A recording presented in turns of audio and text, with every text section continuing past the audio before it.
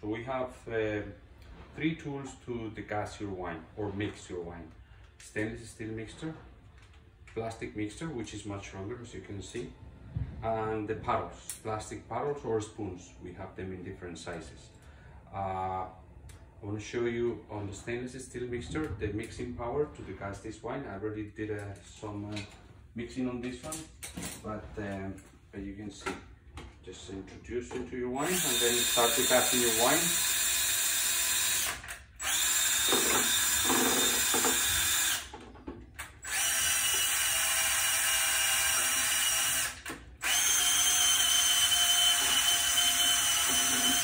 I prefer to leave the lid on to reduce the risk of spilling the wine.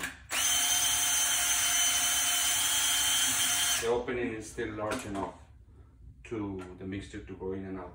Now I'm going to compare the mixing power of the mixture or stainless steel mixture to the regular spoons. With this one, of course, you cannot get it through here, or you have to remove them.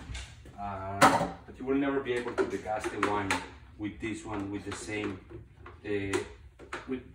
way you do it with the mixtures.